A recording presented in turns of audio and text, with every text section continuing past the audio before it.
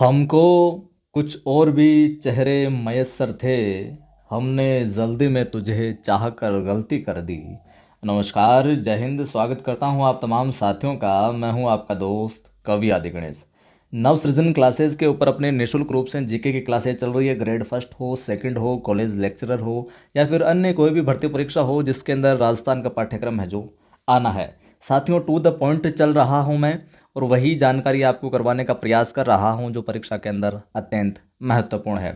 वरना तो देखिए, यूट्यूब का सिस्टम और सोशल मीडिया का सिस्टम ऐसा है कि पढ़ाने को सभी गुरुजन है जो बहुत अच्छा पढ़ाते हैं, लेकिन थोड़ा सा अपने विवेक का प्रयोग किया कीजिए। कहाँ आपको 5 मिनट का कंटेंट 50 मिनट में मिल रहा है और कहाँ आपको 5 मिनट का कंटेंट 5 मिनट या ज़्यादा से ज़्यादा 7-8 मिनट में मिल रहा है। मतलब विवेक का प्रयोग करते हुए अपने समय को थोड़ा सा बचाएं। सोशल मीडिया के दौर में जो घी है अपने विवेक के माध्यम से उसको लेने का प्रयास करें। मैं ये नहीं कहता कि मैं ही श्रेष्ठ तरीके से पढ़ाता हूँ, मेरे से बहुत अच्छे तरीके से पढ़ाने वाले भी गुरुजन हैं, लेकिन मैं प्रयास करता हूँ कि आपको अच्छा कंटेंट दूँ और टू द पॉइंट दूँ। पिछली क्लास में हमने रणथंभौर और दिल्ली सल्तनत के मध्य जो संबंध है वो देखा था, और आज की इस कक्षा के अंदर अंतिम जो अपना संबंध बैठता है जालौर और दिल्ली सल्तनत के साथ उसको देखेंगे। ठीक है, क्या कुछ प्रमुख बातें हैं, क्या कुछ सवाल बन सकते हैं वो मैं बताता चलूँगा। चलिए प्रारंभ करते हैं। जालौर के प्राचीन नाम से हम बात करते हैं, तो यहाँ पर लिख लीजिए आप। प्राचीन नाम की अगर बात करें हम जालौर की प्राचीन नाम की, तो प्राचीन नाम साथियों इसका हमें देखने को मिलता है क्या? जाबालीपुर। प्राचीन नाम क्या देखने को मिलता है? जाबालीपुर। ये लीजिए, और इसी फॉर्मेट में आप साथ साथ लिखते चलिए लिखते चलिएगा। प्राचीन नाम जाबालीपुर, और ये नाम हमें कहाँ देखने को मिलता है? बिजोलिया शिलालेख से ये बात है जो ज्ञात होती है हमें, बिजोलिया शिलालेख से, कि प्राचीन नाम जालौर का जाबालीपुर था।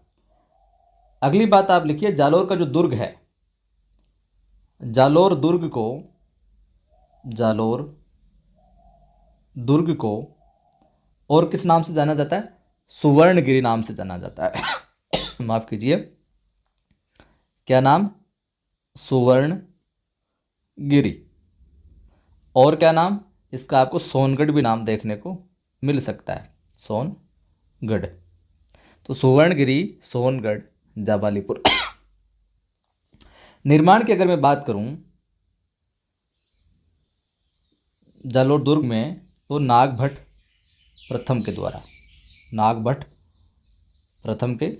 द्वारा। ये बेसिक चीज़ें थी, यहाँ से भी सवाल है जो पूछा जा सकता है।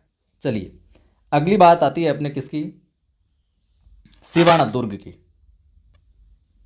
लिखिए आप, सिवाना दुर्ग। इसके विषय में जो जानकारी पूछी जाती है परीक्षा में, स्थित अगर बात पूछे कि कहाँ पर है, तो हल्देश्वर पहाड़ी, बाड़मेर में। कहाँ पर? हल्देश्वर पहाड़ी, कहाँ पर? बाड़मेर में। उपनाम की बात करें इसकी, तो इसका उपनाम मिलता है हमें क्या? जालौर दुर्ग की कुंजी।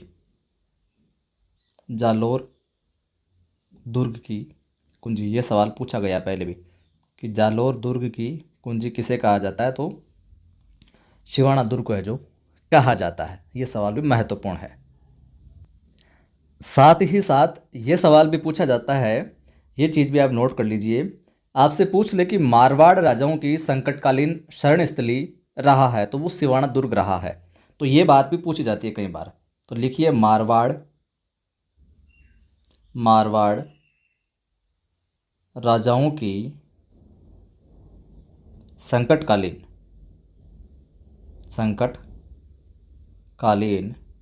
शरण स्थली।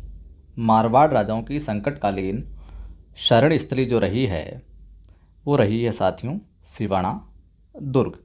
तो ये प्रमुख बातें यहाँ से हो गई। अब हम बढ़ते हैं जालौर से संबंधित और दिल्ली सल्तनत से संबंधित जो कनेक्शन रखने वाले जो शासक हुए उनकी ओर। पहला नाम आता है कीर्तिपाल चौहान का। पहला शासक कौन सा आता है? कीर्तिपाल चौहान। लिखिए आप, कीर्तिपाल चौहान। कीर्तिपाल चौहान। तो जालोर के चौहान वंश का ये संस्थापक कहलाता है और नैण सिंह ने कीर्तिपाल को एक महान शासक है जो कहा। लिखिए आप, जालोर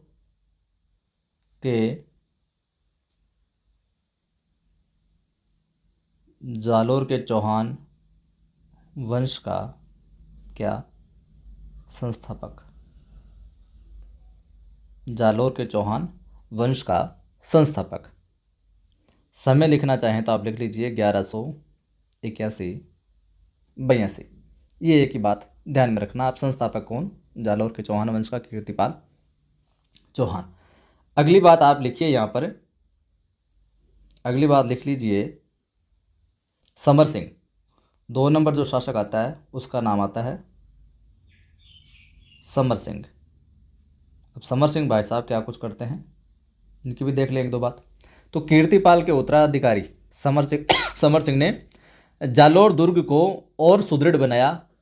तो ये बात तो कोई विशेष लिखने वाले नहीं है, आप ध्यान से सुन लें कि कीर्तिपाल का उत्तराधिकारी था समर सिंह, इसने जालोर दुर्ग को थोड़ा और सुदृढ़ बनाया। लेकिन समर सिंह ने गुजरात के चालुक्य शासक भीमदेव सेकंड के साथ अपनी पुत्री लीला देवी का जो विवाह किया, ये जरूर आप नोट कर लीजिए।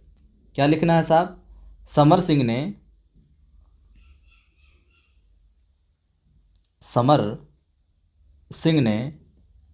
गुजरात के चालुक्य शासक कौन, चालुक्य शासक भीमदेव सेकंड, चालुक्य शासक भीमदेव सेकंड के साथ अपनी पुत्री, जिसका क्या नाम, लीला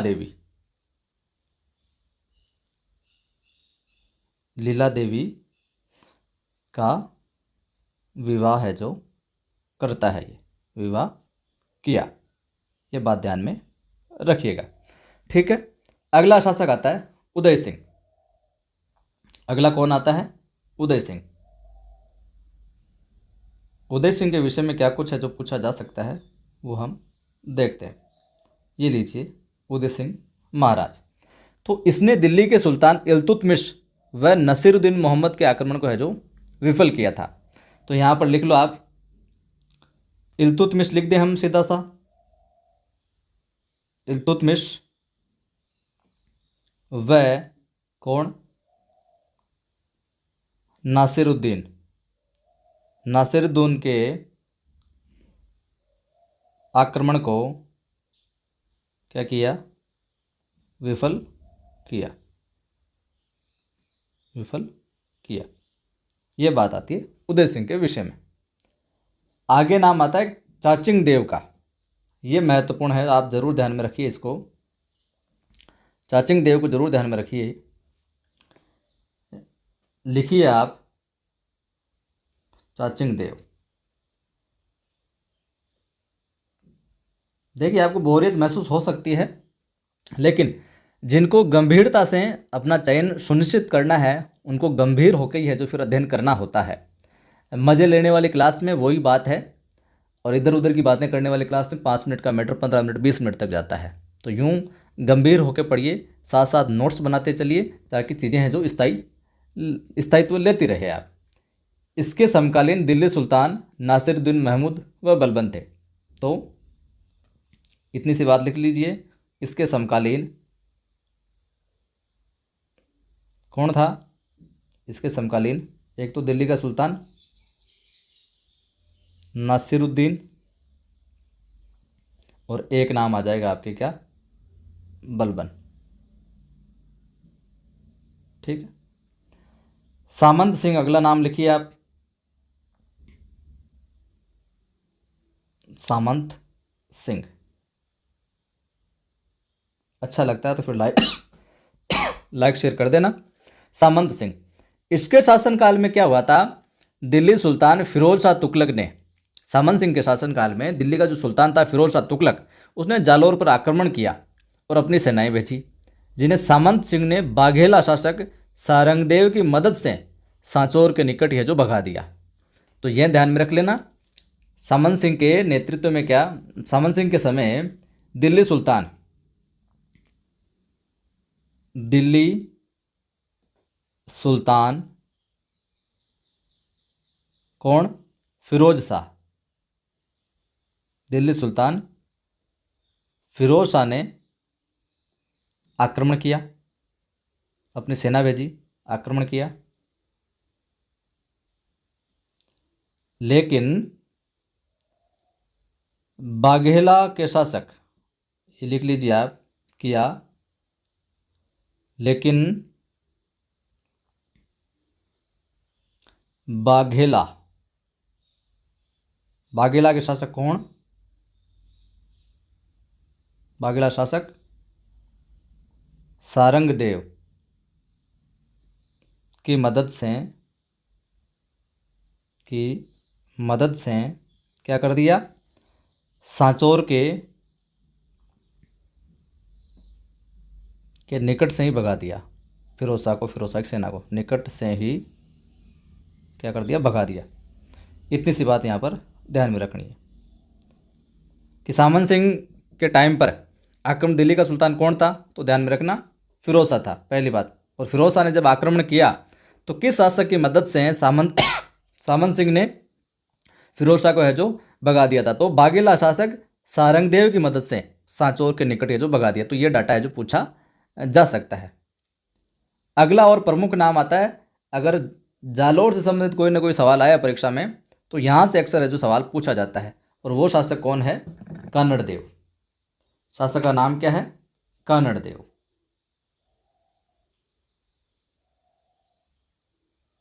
ये लीजिए साहब, कानड़देव लिख लीजिए आप, 1305 से 11 के बीच में, और यहाँ से सवाल अक्सर पूछा जाता है।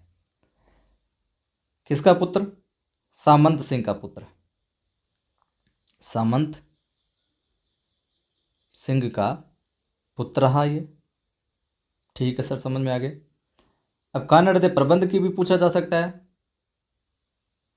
एक कानड़देव प्रबंध ग्रंथ मिलता है, कानड़देव प्रबंध किसने लिखा, पद्मनाभ ने, पद्मनाभ ने। ठीक है, सामंत सिंह का पुत्र था, कानड़देव प्रबंध इससे संबंध मिलता है, वो लिखा पद्मनाभ ने। अब इसी कानड़देव प्रबंध के अकॉर्डिंग क्या बात आती है, इसी के अकॉर्डिंग बात आती है कि अलाउद्दीन की सेना को गुजरात जाते समय कानड़देव ने रास्ता नहीं दिया था। ये मिलता है कानड़देव प्रबंध में बात, तब जाके आगे पंगा होता है। तो लिख लीजिए, कानड़देव प्रबंध के अकॉर्डिंग ही, कानड़देव प्रबंध अनुसार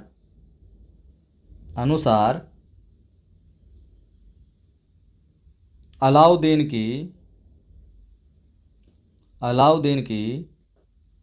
सेना को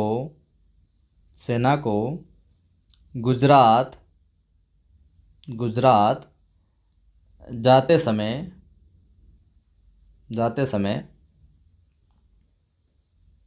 कानड़देव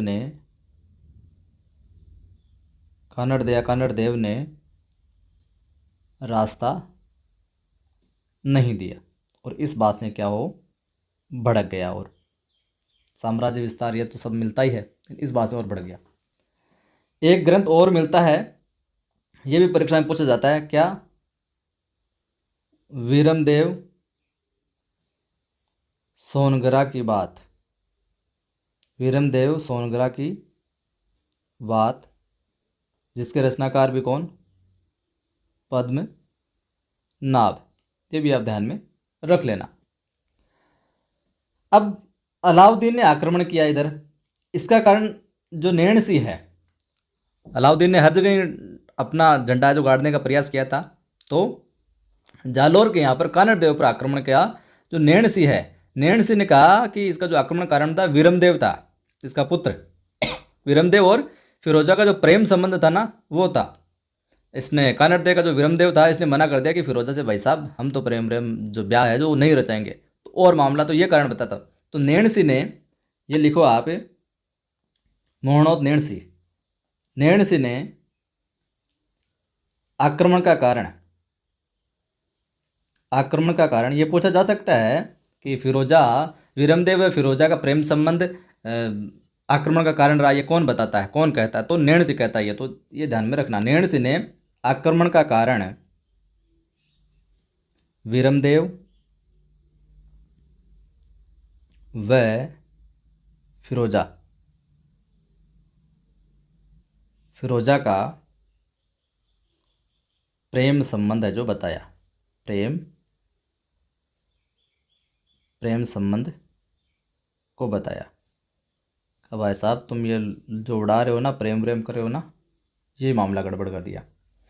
वहीं वीर नेणसी ये कह देता है, एक फरिश्ता नाम का और विद्वान लेखक हुआ, वो क्या कहता है कि अलाउद्दीन के जालोर पर पहले आक्रमण के समय अलाउद्दीन का जो सेनापति था वो था ऐन उल मुल्क मुल्तानी। ये थोड़ा सा ध्यान में रख लेना आप, इतना सा। फरिश्ता के अकॉर्डिंग अलाउद्दीन ने जब जालोर पर आक्रमण किया उस समय अलाउद्दीन का सेनापति कौन था? ऐन उल मुल्क मुल्तानी। लिखना चाहो तो जालोर आक्रमण के समय, जालोर आक्रमण के समय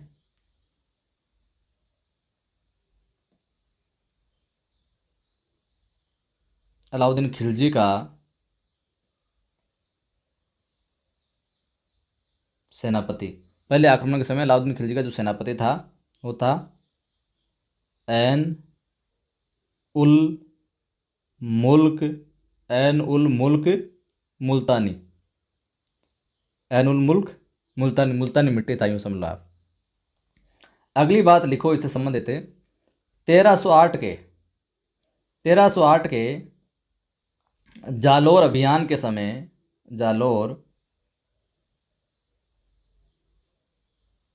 अभियान के समय, माफ करें, जालोर अभियान के समय अलाउद्दीन का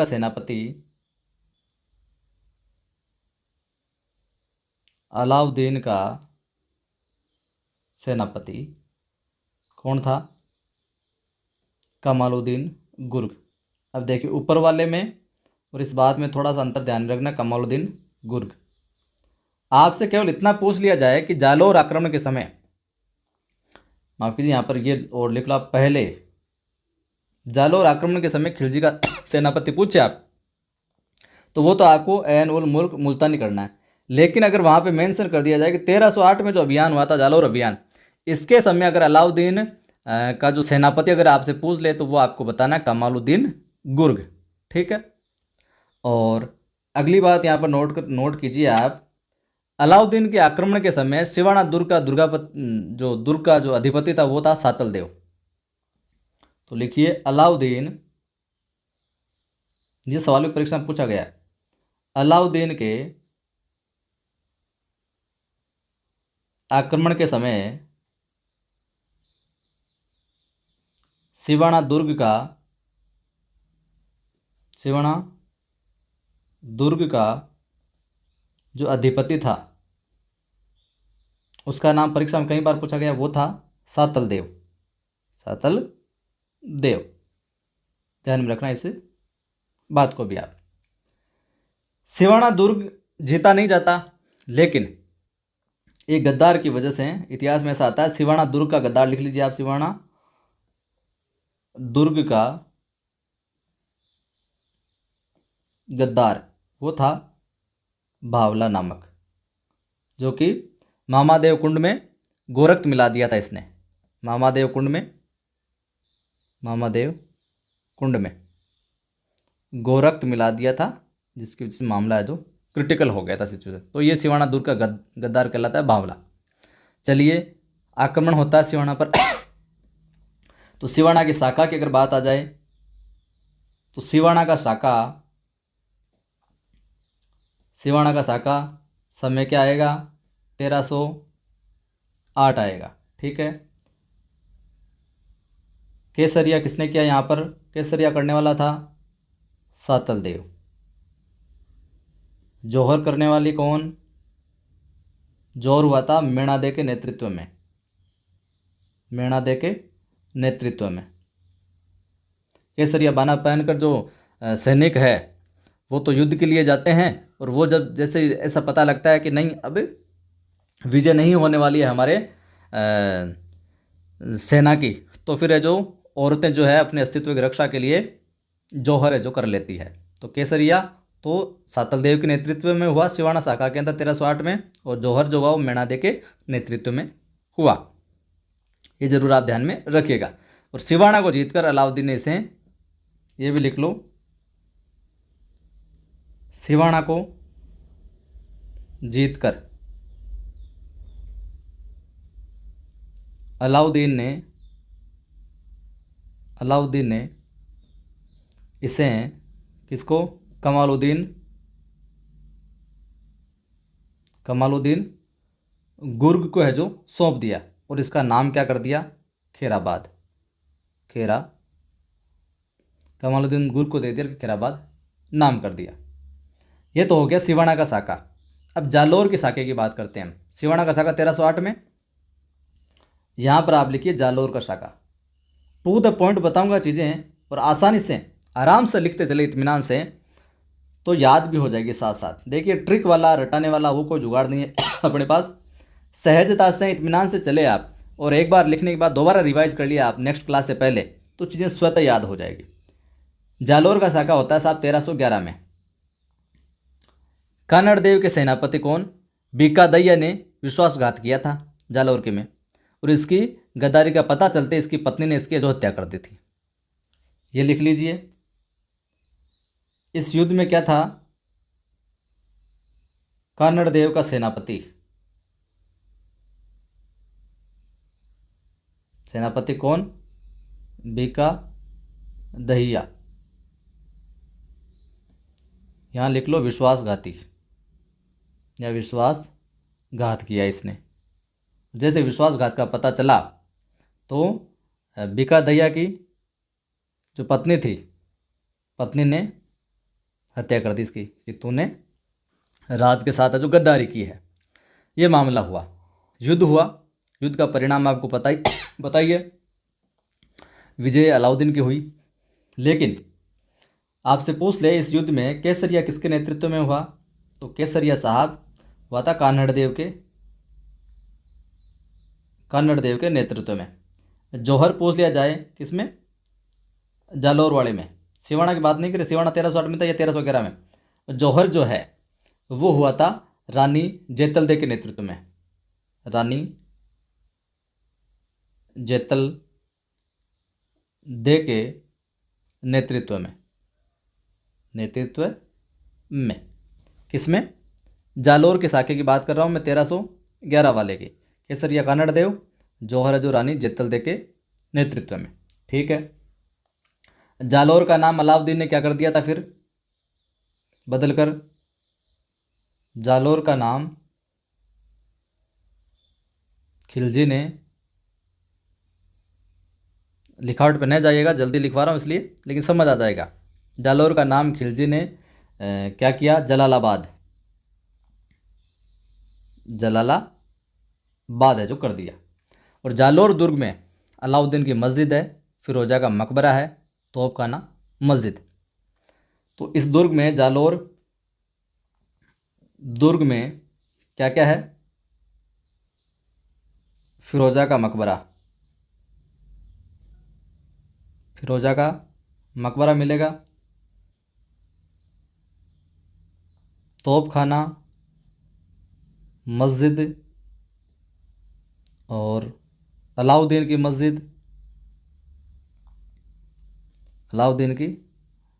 मस्जिद। लेकिन ये नहीं पूछा जाएगा, फिरोजा का मकबरा पूछा जा सकता है। भाई केसरिया जौहर किसके नेतृत्व में किया, विश्वासघात किसने किया, बीकादय्या ने, पत्नी ने फिर इसकी हत्या कर दी। तो यह था अपना जालोर वाला। अब यहाँ पर ध्यान में रखिएगा 3 चीज़ें। अलाउद्दीन द्वारा परिवर्तित अगर नाम आ जाए तो चित्तौड़गढ़ का तो खिजराबाद किया था। अलाउद्दीन द्वारा परिवर्तित नाम मैं यहाँ पर लिख देता हूँ। चित्तौड़ का नाम तो इसने क्या किया था, खिलजी ने, खिजराबाद। लो साहब युद्ध विजय के बाद। सिवाना जो था, सिवाना का क्या नाम किया था, खेराबाद। और जालौर का क्या किया इसने? जलालाबाद। जलालाबाद। इसी के साथ अपना ये टॉपिक है जो पूर्ण होता है, क्लियर होता है। अच्छा लगता है मेरा ये प्रयास तो लाइक कर दिया करें आप, और दोस्तों को दिखाना चाहते हैं तो शेयर भी कर दिया करें, स्टेटस वगैरह लगा लिया करें। पहली बार जो भी बंधु देख रहा है चैनल को सब्सक्राइब कर बेल आइकन क्लिक कर ऑल पर क्लिक कर लें ताकि हर वीडियो की सूचना मिलती जाए। और अपना ऐप है प्ले स्टोर पर, डिस्क्रिप्शन में लिंक मिल जाएगा। प्ले स्टोर पर आप सर्च करोगे, एप्लीकेशन है नवसृजन क्लासेज नाम से ही, तो उसको आप इंस्टॉल कर लीजिए। वहाँ पर मैं फ्री टेस्ट वगैरह डालता रहता हूँ। जल्दी वहाँ पर ग्रेड फर्स्ट और सेकंड की हिंदी की जो कोर्सेज है न्यूनतम शुल्क में बेहतरीन कंटेंट के साथ वो भी उपलब्ध होंगे। इंग्लिश के कंटेंट उपलब्ध होगा, जियोग्राफी का होगा। तो जुड़े रहें, जोड़ते रहें।